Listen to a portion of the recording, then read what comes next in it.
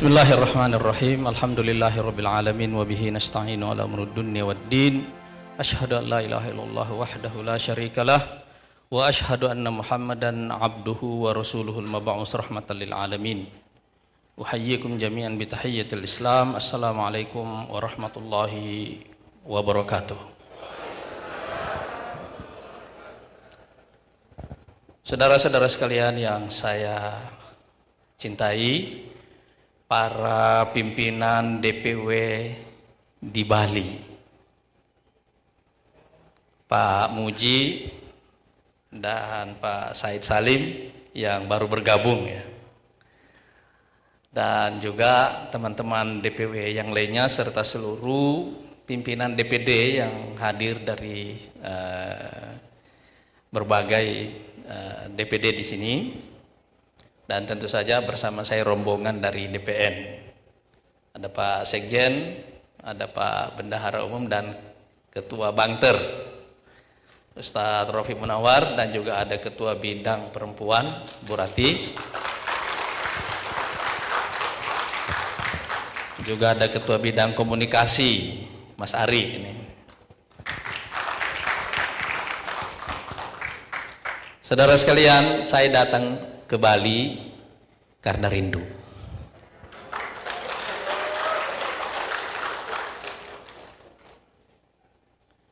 Saya rindu dengan Bali ini karena ada terlalu banyak cerita di Bali. Dan apa yang mempertemukan kita pada hari ini di sebuah partai baru yang kita beri nama Partai Gelombang Rakyat Indonesia, Partai Gelora, ceritanya juga dimulai di Bali.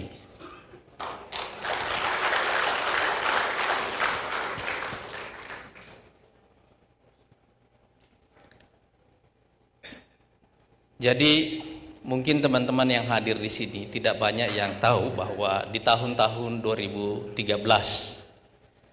sampai dengan 2019 saya menghabiskan banyak sekali waktu di Bali. Waktu yang kita habiskan itu adalah waktu untuk berdiskusi tentang sebuah krisis besar yang akan datang, yang seperti malam menjelang tengah malam gitu ya. Krisis ini akan datang, cuma wujudnya seperti apa, tapi tanda-tandanya kita baca. Itulah tema diskusi kita bertahun-tahun yang kita adakan di Bali ini. Dan saya kira kami punya dokumentasi yang lumayan lengkap bahwa di satu hotel di Kuta yang sering kita pakai secara rutin, diskusi ini berlangsung berhari-hari. Jadi kalau kami datang di sini biasanya bisa seminggu di sini nongkrong, berdiskusi terus dari pagi sampai malam. Bahwa dunia ini sedang menghadapi satu perubahan yang sifatnya siklus satu abad. Dan karena itu biasanya dalam sejarah paling tidak dalam 500 tahun terakhir ini selalu akan terjadi krisis yang bersifat sistemik dan berlangsung lama. Bagaimana bentuk ledakannya nanti kita juga belum tahu pada waktu itu.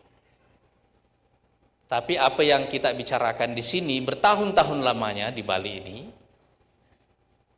akhirnya melahirkan satu ide bahwa kita perlu sebuah gerakan.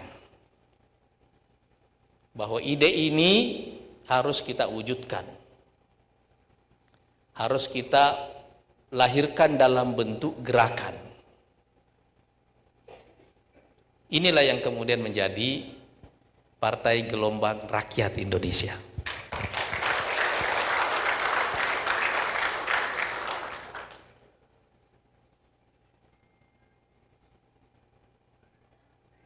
Saya memilih Bali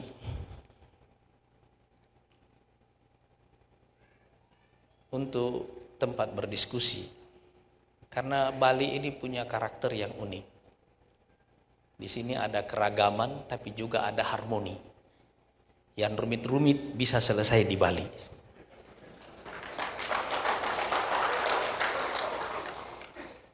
Jadi kalau suntuk, datang ke Bali. Dan saya kira kita juga nanti bisa bilang, kalau suntuk datang ke Bali, kalau sumpek datang ke Gelora.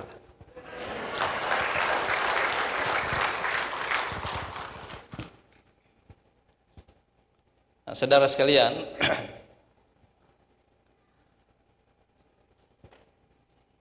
selama waktu-waktu kita berdiskusi itu, kita tidak pernah membayangkan bahwa diskusi kita ini akhirnya akan mewujud dalam bentuk satu ledakan krisis yang kita antisipasi, tapi kita tidak tahu persis akan dimulai seperti apa krisisnya.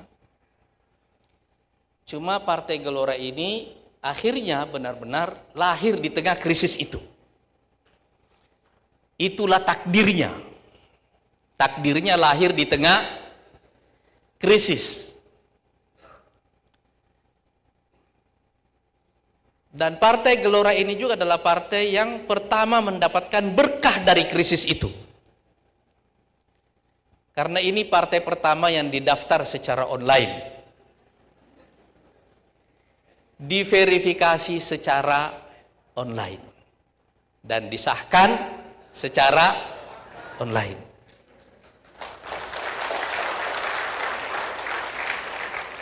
Nanti kalau ada pemilu tahun 2004 dan ada lockdown lagi, 2024 nanti, dan ada lockdown lagi,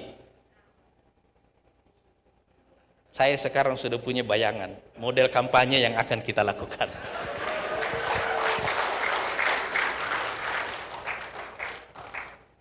Nah, saudara sekalian, karena itu sekali lagi saya mau mengucapkan isi hati saya dulu bahwa saya datang ke Bali karena rindu.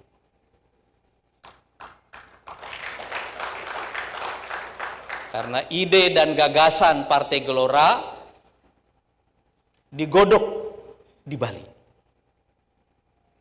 Cuma menjelang finalisasi sebelum kami mengambil keputusan untuk mendirikan partai, kita memerlukan kekuatan spiritual yang lebih besar. Jadi ide-ide yang kita godok di Bali ini kita bawa ke Masjidil Haram. Kita istikharah di sana, dan di sana kita mengambil keputusan. Inilah yang sekarang menjadi Partai Gelora ini.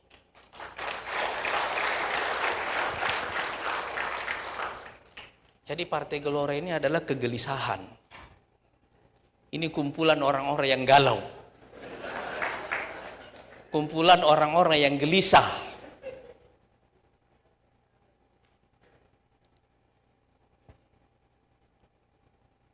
Dan kalau orang gelisah itu, orang tidak bisa diam. Orang pasti mencari sesuatu. Gelisah itu adalah satu situasi jiwa yang memaksa pikiran kita bekerja, memaksa pikiran kita bergerak, dan juga memaksa hati kita untuk merasakan hal-hal baru yang tidak pernah bisa kita bayangkan sebelumnya. Itu sebabnya para ahli filsafat sejarah mengatakan bahwa kebangkitan dalam sebuah masyarakat itu selalu dimulai dari kegelisahan. Pertanyaannya adalah kenapa orang gelisah? Dan kenapa kita dulu itu gelisah? Kita gelisah dan manusia gelisah karena apa yang dia lihat dalam kenyataan hidupnya tidak seperti dengan apa yang dia harapkan. Jadi selisih antara harapan, antara mimpi dengan kenyataan, itulah sumber kegelisahan.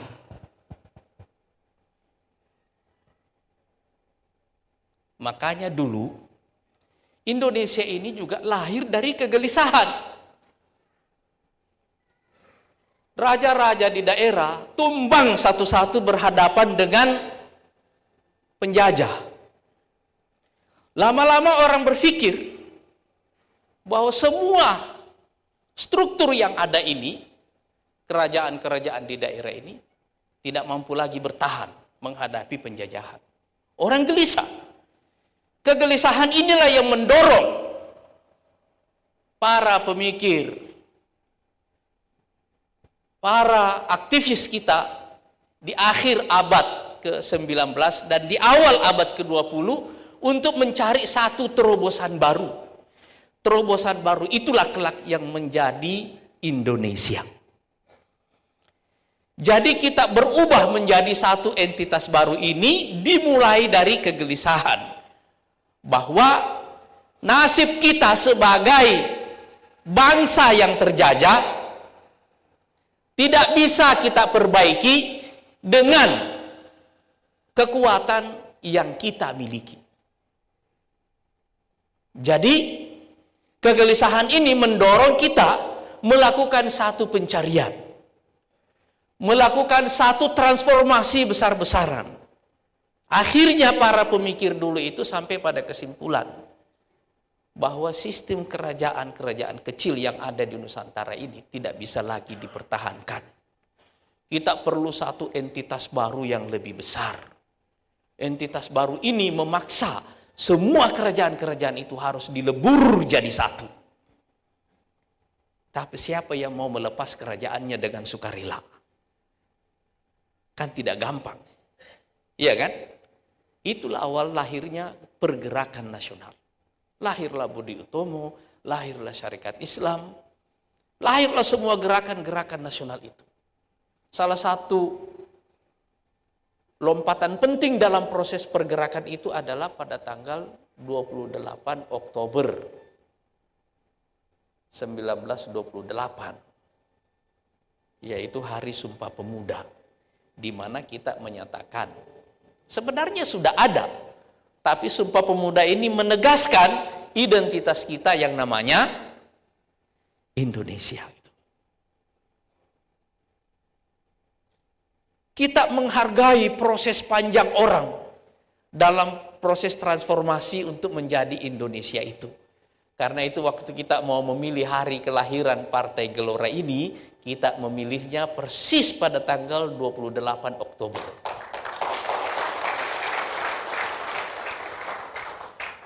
Supaya kita teringat bahwa untuk sampai pada sebuah nama, yaitu Indonesia, orang perlu perjuangan yang panjang. Dan awal dari perjuangan itu adalah kegelisahan.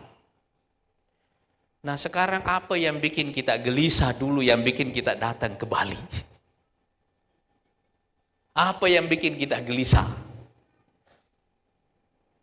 Yang bikin kita gelisah dulu datang ke Bali ini adalah karena kita mengantisipasi bahwa ini akan ada krisis besar yang akan datang, yang melanda seluruh dunia.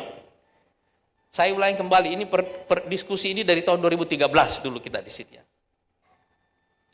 Ini akan ada krisis besar yang datang ke sini. Dan ini akan menjadi satu disrupsi, menghentikan laju pertumbuhan kita sebagai bangsa, kalau kita tidak mengetahui bagaimana cara menghadapi situasi itu. Coba waktu itu kegelisahan ini susah dibahasakan, karena krisisnya belum benar-benar datang, tapi sedang dalam perjalanan. Tidak gampang meyakinkan orang, termasuk peserta diskusi yang datang dulu di sini.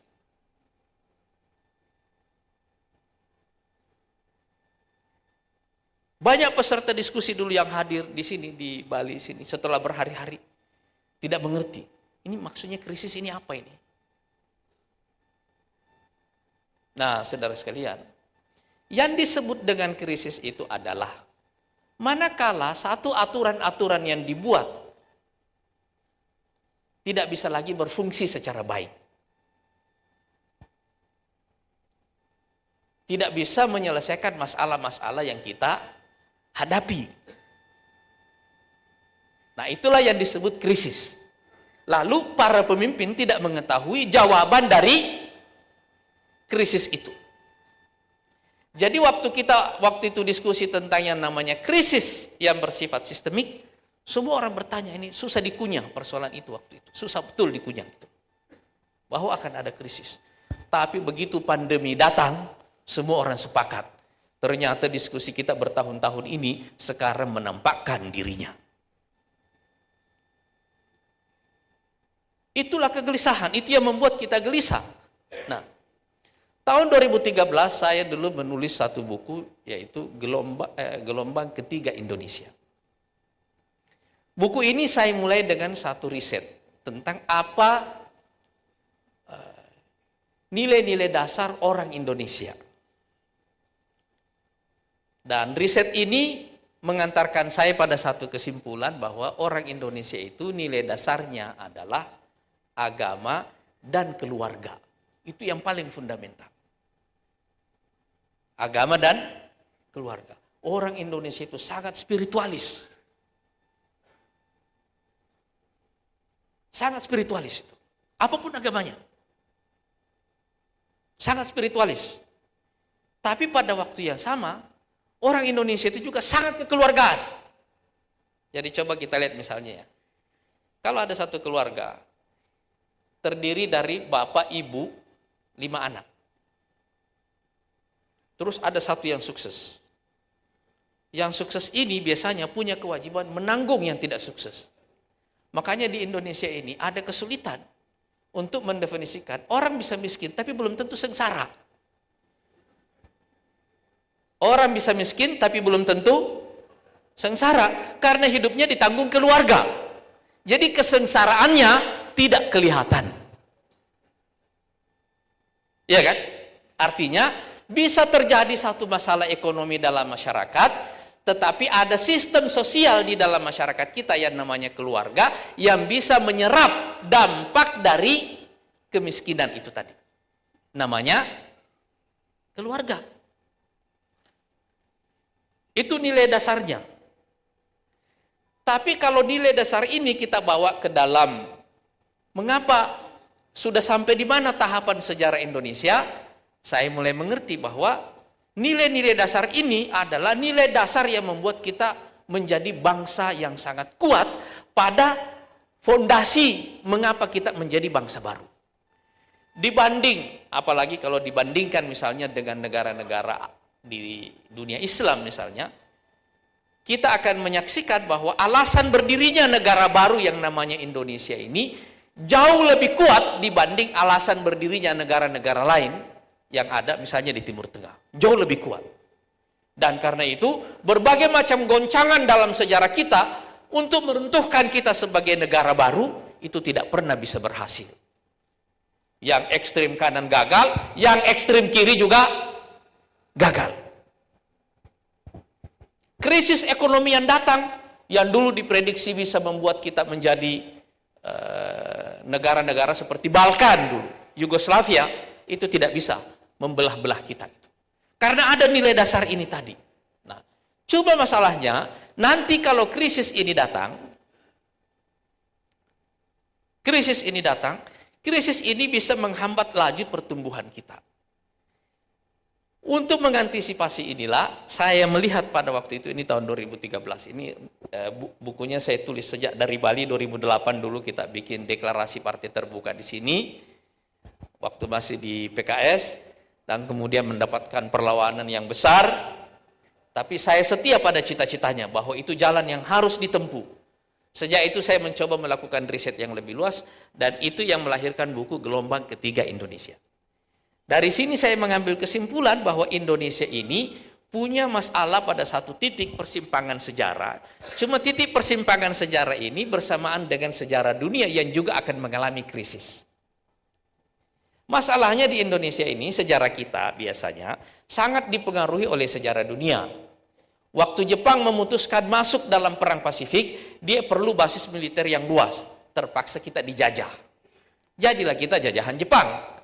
Belanda diusir. Waktu Jepang kalah dalam perang Pasifik, Jepang tidak mau menyerahkan Indonesia ke Belanda. Jadi kita didorong merdeka. Merdekalah kita pada waktu itu. Waktu ada perang dingin, dari tahun 46 sampai dengan tahun 90. Di pertengahannya pada tahun 65 kita mengalami peristiwa G30S PKI. Itu adalah residu perang dingin. Jadi banyak sekali peristiwa yang kita hadapi, sebabnya adalah karena kita sangat dipengaruhi oleh situasi dan peristiwa-peristiwa global. Itu yang perlu kita catat. Dan karena itu, pada satu titik di mana sejarah Indonesia dan sejarah dunia bersinggungan, jika ada krisis global, kita juga akan menjadi korban. Misalnya sekarang ada climate change, perubahan iklim. Indonesia adalah satu dari beberapa negara yang paling terdampak dari perubahan iklim itu. Coba lihat, pandemi ini datangnya dari mana? COVID datangnya dari mana? Hah? COVID datangnya dari Cina, ya kan? Vaksinnya dari mana? Sedih nggak dengan nasib Indonesia yang begitu itu? Hah? Sedih nggak dengan nasib kita itu? Sedih betul kita. Satu kali jadi korban pandemi, yang kedua jadi konsumen vaksin. Iya kan? Artinya ini ada masalah. Kita ini, kalau pakai bahasa orang Bali, kastanya kasta rendah dalam pergaulan internasional. Karena itu gampang jadi korban. Nah, saudara sekalian, jadi waktu itu kita memprediksi jika krisis ini datang, kita pasti akan ikut terlibat bisa menjadi korban kalau kita tidak merumuskan satu arah baru.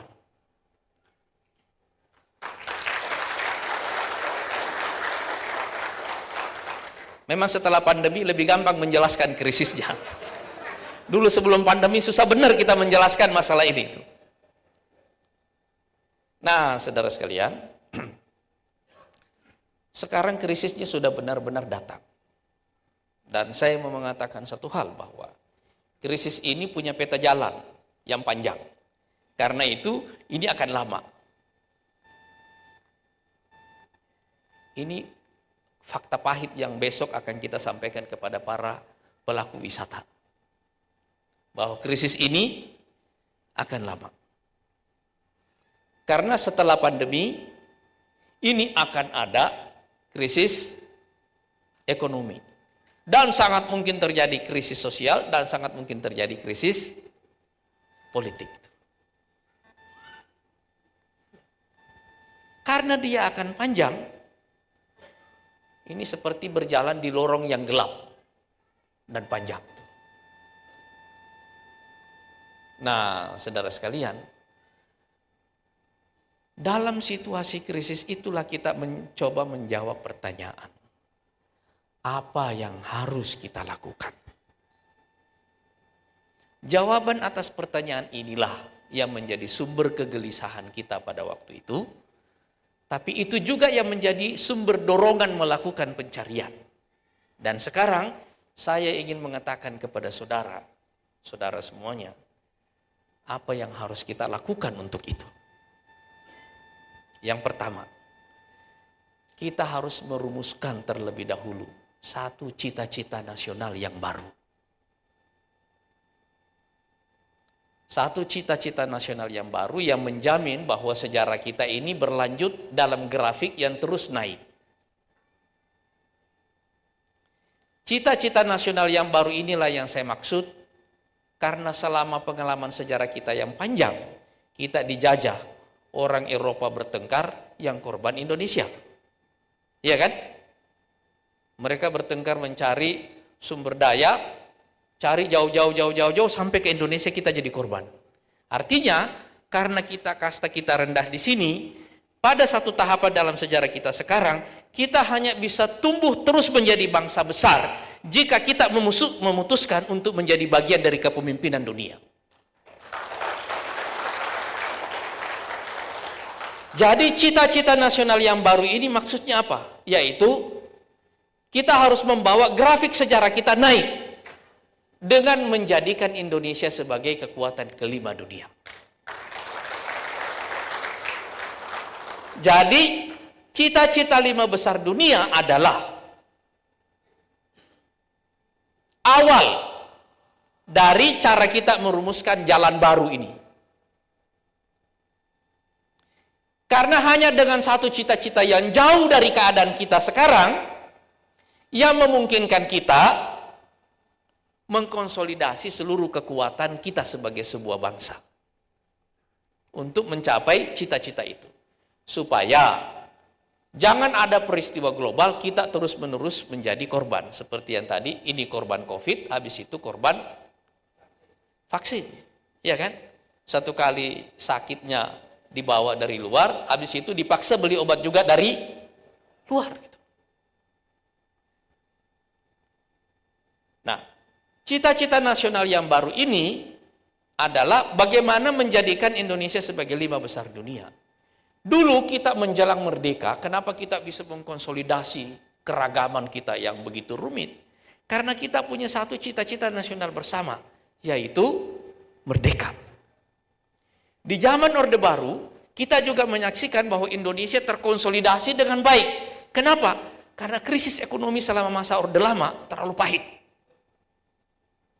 Jadi kita memutuskan untuk meninggalkan perbedaan-perbedaan ideologi yang terlalu tajam itu, fokus pada satu masalah bersama, menyelesaikan kemiskinan dengan pembangunan. Selama 30 tahun, kita terkonsolidasi sebagai bangsa. Dan sekarang kira-kira apa cita-cita nasional baru yang bisa menyatukan kita kembali? Yaitu membawa Indonesia menjadi kekuatan kelima dunia. Yang kedua, kita mesti fokus pada peluang bukan pada krisisnya. Kalau orang fokus pada krisis, pikiran kita akan negatif. Jadi kita mesti memandang bahwa krisis ini adalah peluang bagi kita. Dulu ketika perang kalah dalam perang Pasifik, Jepang kalah dalam perang Pasifik, itulah momentum kita untuk merdeka. Iya kan? Perspektif yang sama itu sekarang harus kita jadikan. Nah, saudara sekalian, ada satu peristiwa yang terjadi dalam sejarah secara berulang. Kalau ada krisis, biasanya ada pergantian kepemimpinan. Biasanya ada pergantian sistem. Jadi misalnya dulu di abad 15 dan 16, yang dominan itu adalah Portugal dan Spanyol. Abad 17, Belanda naik sebagai pemimpin. Itulah waktu di mana kita dijajah. Abad 18, Inggris naik. Abad 19, Inggris masih bertahan. Tapi abad 20, setelah Perang Dunia Pertama, setelah Perang Dunia Kedua, Inggris mundur, Perancis mundur, kekuatan baru naik, namanya Amerika. Nah sekarang, biasanya dalam krisis yang panjang seperti ini, akan ada pergantian-pergantian. Kalau kita daftar sekarang, siapa 5 besar dunia sekarang ini? Ada Amerika, ada China, ada Eropa, ada Rusia. Kira-kira siapa yang akan jatuh bangun dalam proses ini? Kita tidak tahu, karena pertarungan sedang berlangsung. Tapi yang pasti akan ada yang naik atau akan ada yang bertahan, yang mau naik gagal. Bisa jatuh, dan itulah biasanya situasi yang membuka peluang masuknya kekuatan baru. Dalam 20 tahun ini kita terbiasa dengan istilah incumbent dan penantang. Iya kan? Karena pilkada. Nah, krisis seperti ini seperti musim pilkada. Akan ada pergantian. Inilah celah bagi Indonesia untuk masuk. Karena itu, krisis ini harus kita pandang bahwa kita bisa menemukan celah di sini. Oleh karena itu, misalnya katakanlah seperti dalam kasus masyarakat di Bali. Sektor pariwisata sangat terguncang di sini. Mungkin sekali. Inilah waktunya untuk melakukan diversifikasi ekonomi di Bali. Sekarang ini jangankan Bali yang terguncang. Negara-negara penghasil minyak sekarang juga terguncang. Kenapa? Karena orang sedang transisi kepada energi baru. Dan karena itu orang semua sedang berupaya melakukan diversifikasi ekonomi. Jadi kita mungkin jangan berpikir memaksa orang datang ke Bali, ketimbang berpikir membuat keragaman dalam sumber-sumber ekonomi kita. Ketimbang menciptakan keragaman dalam sumber-sumber ekonomi kita. Nah, itu yang saya maksud dengan kita mesti fokus pada peluang, jangan fokus pada krisis. Kita sebagai bangsa ini seperti tubuh kita ini. Tidak semua penyakit kita itu harus dikasih obat. Kadang-kadang tidur bisa menyelesaikan banyak penyakit. Iya kan? Kadang-kadang olahraga bisa menyelesaikan banyak penyakit. Jadi jangan pikirkan penyakitnya, pikirkan sembuhnya.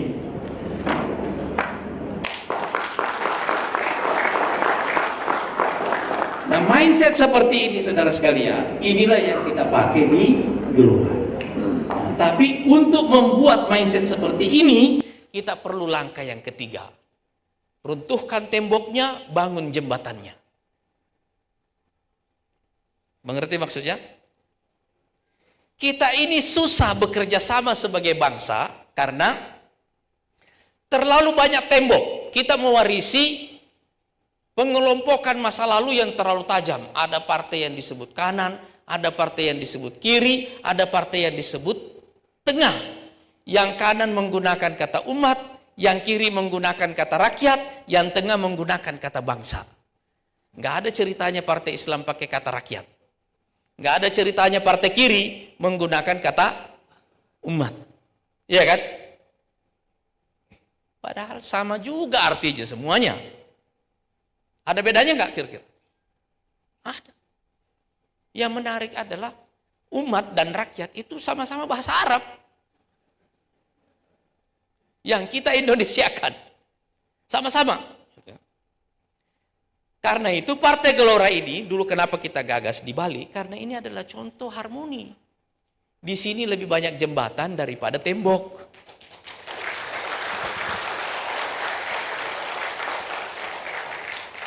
Waktu dulu kita mendeklar partai terbuka itu, sebenarnya kita berusaha meruntuhkan tembok. Tapi gagal.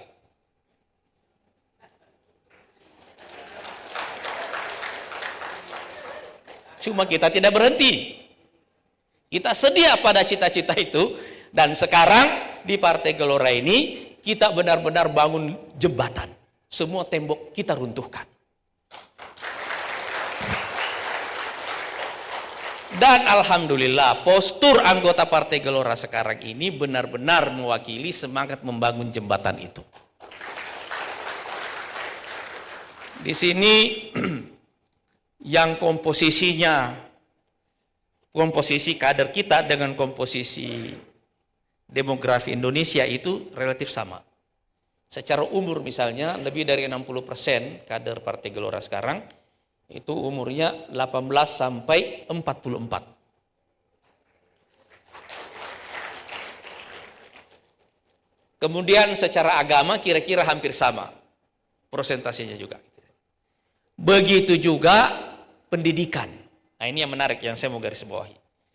Lebih dari 60% anggota Partai Gelora sekarang ini pendidikannya SD sampai SMA. Karena di Indonesia ini yang punya pendidikan tinggi itu cuma 9%. Jadi ini partai rakyat.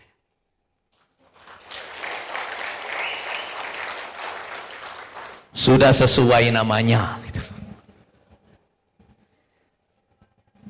Jadi kita membangun dari awal kita kasih nama rakyat. Saya pakai kata rakyat ini.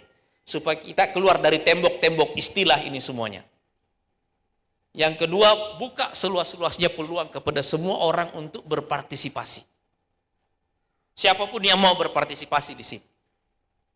Dan alhamdulillah sekarang ini, salah satu cara mengukur bahwa kita bisa menembus, meruntuhkan tembok-tembok itu adalah perluasan teritorial. Alhamdulillah sekarang ini, Partai Gelora sudah ada di 34 provinsi 514 kabupaten dan kota, dan hampir 90% dari 7.235 kecamatan. Dan 13% dari sekitar 83.000 desa dan kelurahan. Jadi di wilayah seperti Papua misalnya dan NTT, alhamdulillah penyebaran kita luar biasa. Begitu juga di Sulawesi Utara misalnya, ini penyebaran kita luar biasa. Dan alhamdulillah kader Gelora saat ini sudah lebih dari 1,5 juta dalam waktu 2 tahun. Dan setiap hari sekarang ada pertambahan kira-kira antara 2.000 sampai 3.000 orang kader baru setiap harinya. Jadi semangat membangun jembatan dan meruntuhkan tembok, inilah yang saya maksud dengan kolaborasi. Coba lihat di Indonesia, partai terbesar itu nggak lewat dari 20%. Iya kan? Artinya tidak ada partai yang dominan di sini. Kenapa tidak ada yang bisa sangat dominan sampai 40-50% misalnya? Karena setiap orang mewakili kelompoknya sendiri dan tidak ada yang punya semangat mewakili seluruh populasi. Jadi karena itu saya menyebutnya kata gelombang dari awal. Gelombang rakyat maksudnya adalah supaya rakyat ini yang menjadi pelaku sejarahnya sendiri.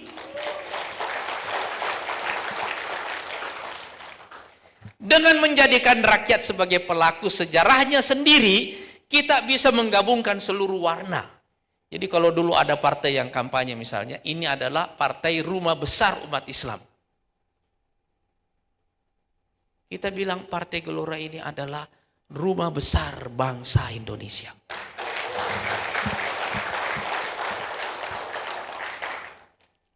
Di sini kita bertemu, ini ada Pak Said Salim nih, ada hotelnya di sini. Kalau kita ketemu di lobi sini Pak ini, di ruang pertemuan ini ya. Habis ini kita mencar-mencar nih. Terus orang-orang tidak ada kamarnya. Iya kan? Habis bisa ribut orang setelah itu. Iya kan? Karena itu, waktu kita meruntuhkan tembok dan mulai membangun jembatan, keterbukaan ini itu harus ditata. Supaya setelah ada keramaian, orang tahu posnya masing-masing.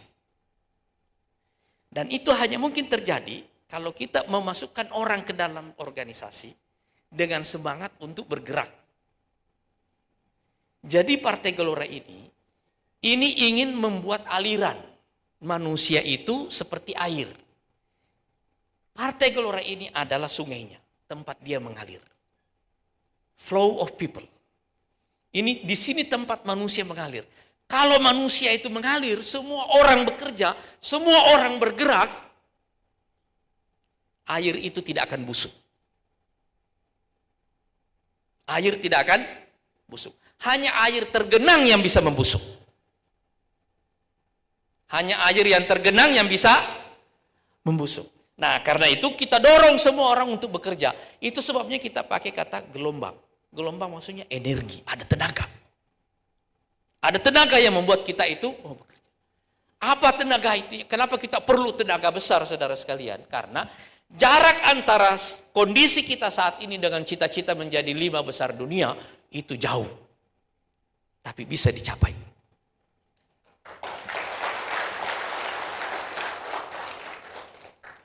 Kalau kita turun ke kampung-kampung, saya yakin saudara semua pasti kesulitan menjelaskan 5 besar dunia. Iya kan? Kenapa? Karena orang terbiasa begini aja, gak usah pakai narasi-narasi gitu, pakai nasi aja gitu. Iya kan? Kan orang lebih berpikir simpel seperti itu kan? Kalau orang berpikir simpel seperti itu dan kita datang sebagai partai, lalu memenuhi cara berpikir simpel seperti itu, saudara sekalian, saya pastikan partai tidak akan pernah menjadi alat perubahan. Kita mendirikan Partai Gelora ini karena kita ingin menjadikan partai ini sebagai instrumen perubahan. Jadi kita mesti merubah pola hubungan rakyat dengan partai. Pola hubungan pemberi dan penerima. Itu harus kita rombak. Kita ingin melibatkan mereka semuanya dalam satu cita-cita bersama. Seperti dulu semua orang terlibat dalam cita-cita merdeka. Dalam cita-cita pembangunan. Semua orang sibuk, semua orang bekerja. Kalau kita datang saya ingat awal-awal dulu saya datang ke Jakarta tahun 86 dulu. Kalau kita datang ke Jakarta, kita berdiri di stasiun, kita lihat semua orang sibuk. Artinya semua orang bergerak.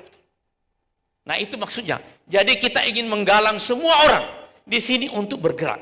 Apa yang membuat orang bergerak? Cita-cita. Bahwa dalam bergerak itu orang perlu nasi, sudah pasti. Iya kan? Sama kalau kita datang ke kafe. Sebenarnya kan kita tidak datang untuk ngopi. Kita datang untuk ngobrol. Cuma supaya obrolannya enak, harus ada kopi. Iya kan? Kalau cuma ngobrol tidak ada kopinya, mulut kita juga kering. Gitu ya. Tapi cuma ada kopi tidak ada obrolannya, perut kita kembung.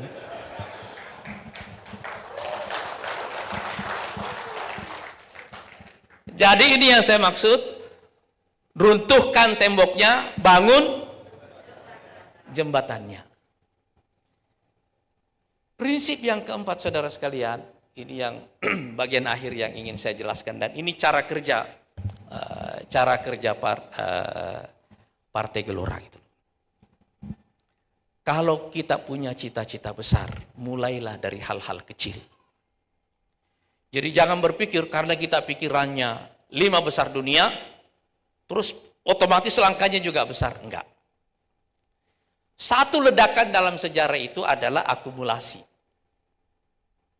Dan karena itu saudara sekalian, kita di Partai Gelora ini harus membangun satu tradisi. Bahwa kita punya idealisme yang tinggi, tapi juga sangat realistis dalam bekerja. Kita punya cita-cita tinggi, tapi tahu langkah-langkah kecil yang kita lakukan setiap hari. Saya tahu Pak Mujiono ini pasti bingung selama 2 tahun.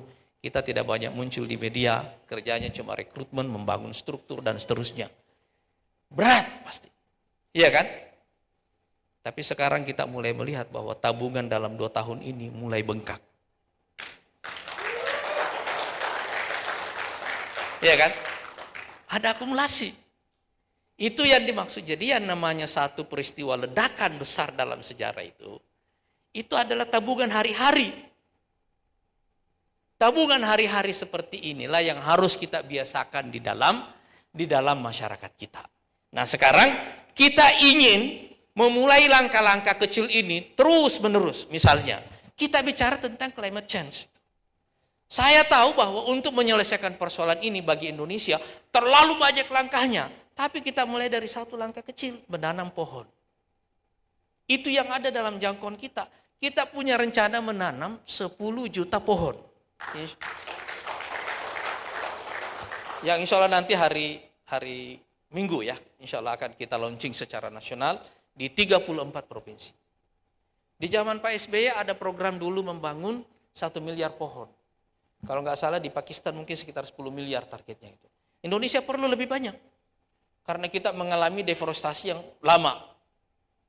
Tapi kita berhitung bahwa kita tidak mau bohong kepada publik dengan menyebut angka 1 miliar yang tidak bisa kita laksanakan sebagai partai.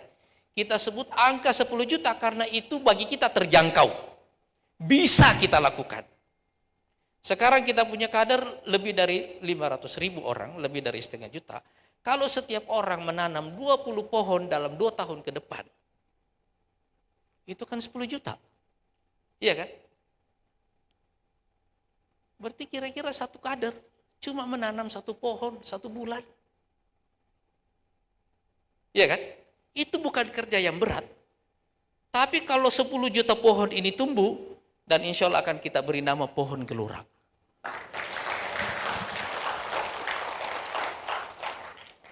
Ini juga akan menjadi simbol bahwa Partai Gelora ini mengakar di bumi Indonesia.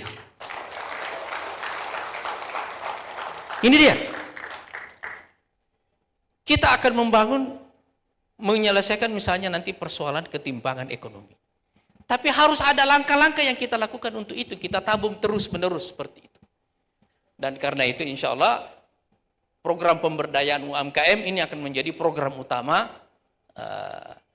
Partai Gelora. Besok kita juga akan ada program bertemu dengan UMKM insya Allah. Jadi tradisi menabung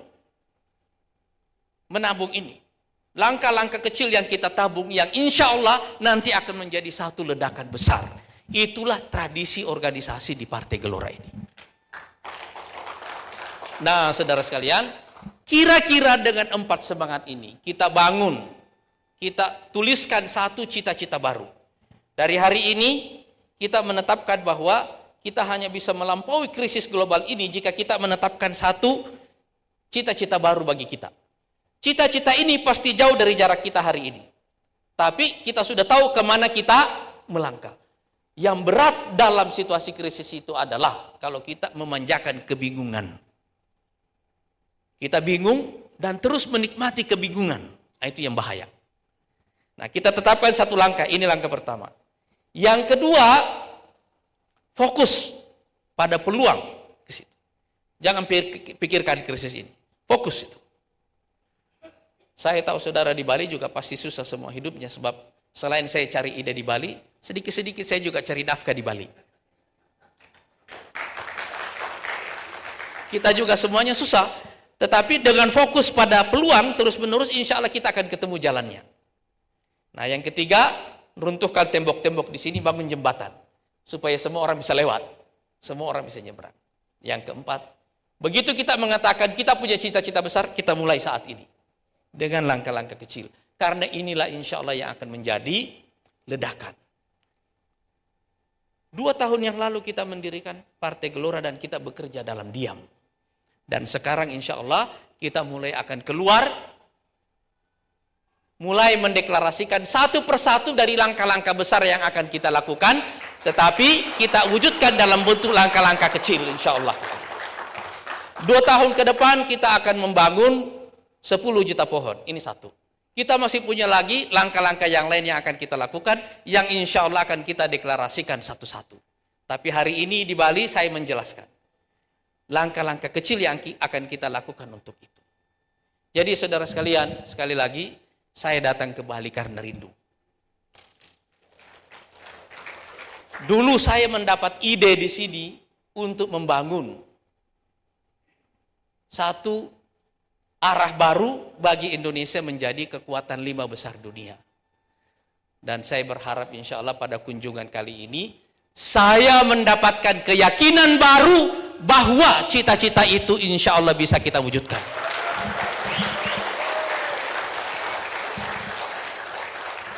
Saya mendapatkan satu keyakinan baru bahwa cita-cita itu walaupun jauh dari hari ini untuk kita capai, tapi di luar dari keyakinan saya sebagai orang yang beriman bahwa itu bisa insya Allah, saya juga mengerti bahwa itu technically, secara teknis possible, mungkin.